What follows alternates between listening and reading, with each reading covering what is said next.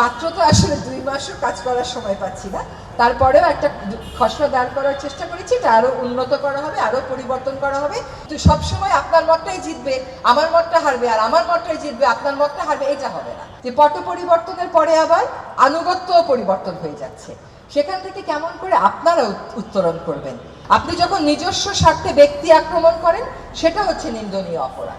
কিন্তু আপনি যখন সমালোচনা করবেন, প্রতিবাদ করবেন, সমস্যার কি আছে? সমালোচনা প্রতিবাদের মধ্য থেকেই তো আমরা এই পর্যায়ে এসেছি। আজকে যে জুলাইয়ের স্পিরিট, এটা কি? জুলাইয়ের স্পিরিটটাই হচ্ছে ভিন্ন মত।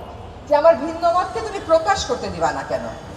আমার ভিন্ন মতকে একটা গণতান্ত্রিক সমাজ ধারণ করবে না কেন? অবশ্যই একটা গণতান্ত্রিক সমাজ ভিন্ন মতকে ধারণ করবে, কোনো সমস্যা নাই। কিন্তু সবসময় আপনার মতটাই জিতবে, আমার মতটা হারবে, আর আমার মতটাই জিতবে, আপনার মতটা হারবে, এটা হবে না। ভবিষ্যৎ হোক নিরাপদ, বিনিয়োগ হোক বিশ্বস্ত, আর আমার পছন্দ সল্ট বে। ওয়েলকাম টু সল্ট বে। We have to find a mechanism যেখানে আমরা একসাথে বসে অন্তত আইনের খসড়াগুলো চূড়ান্ত করে ফেলতে পারি। আর হচ্ছে সাংবাদিকতার, যদি দেশে গণতন্ত্রকে সত্যি আমরা চাই, তাহলে শুধু একটা নির্বাচন দিয়ে কিন্তু গণতন্ত্র আসবে না। সেখানে সংবাদপত্রের একটা অনেক বড় ভূমিকা আছে। তারা তো গণতন্ত্র রক্ষার একটা স্তম্ভ, সাংবাদিকেরা একটা স্তম্ভ, সাংবাদিকতা একটা স্তম্ভ। আপনারাই নিজেরা বললেন যে পট পরিবর্তনের পরে আবার আনুগত্যও পরিবর্তন হয়ে যাচ্ছে, সেখান থেকে কেমন করে আপনারা উত্তরণ করবেন? পেশাগত উত্তম চর্চা কি, এগুলো আপনাদেরকে ঠিক করতে হবে। ইন্টিমিডিয়েট করে কোনো কিছু অর্জন করা যায় না। জাতীয় পর্যায়ে কেন সেটা আমরা করব? একটা গণতান্ত্রিক সমাজে আমরা কথা বলবো, আমরা একজন আরেকজনের সাথে কথা বলবো। We will always maintain this two way traffic. আপনাদের যা প্রয়োজন আমাদেরকে বলবেন, আমাদের যা প্রয়োজন আপনাদেরকে আমরা বলবো।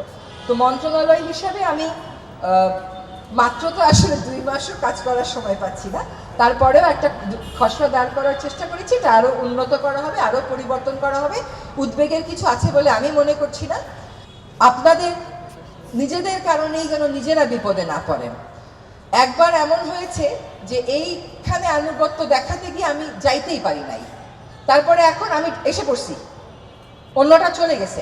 আবার যেন এমন না হয় যে আপনাকে আবার বের হয়ে যেতে হলো। সেজন্য আইন এবং নিয়ম কানুনের প্রতি সকলকে সম্মান রাখতে হবে।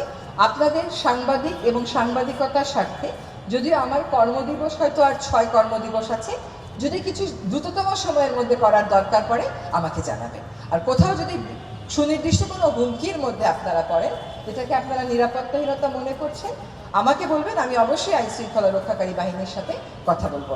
আপনাদের এই আয়োজন সফল হোক। আমাকে কেফায়েল শাকির দাওয়াত দিয়েছি, ও ছোট ভাই, ও আমার বিরুদ্ধেও মাঝে মাঝে প্রতিবাদ করে, আমি কিন্তু কিছু বলি না। করোনা শাকির, হ্যাঁ, ও আমার বিরুদ্ধে প্রতিবাদ করে, আমি কিন্তু কিছু বলি না।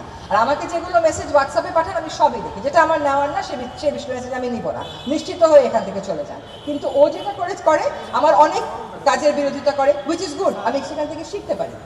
এটা কিন্তু ও ব্যক্তি আক্রমণ করে না, ও কাজটাকে সমালোচনা করে। That is absolutely fine. এটা তো আমাদেরকে গ্রহণ করতেই হবে।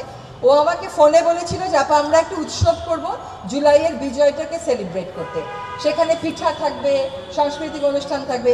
এসে দেখি আমার জন্য পিঠাও নাই, সাংস্কৃতিক অনুষ্ঠানও নাই। তো বাকি সময়টুকু আপনারা উপভোগ করবেন। সাংবাদিকতায় এক মতবিরোধ থাকলেও সাংবাদিক হিসেবে দয়া করে সকলে এক হবে।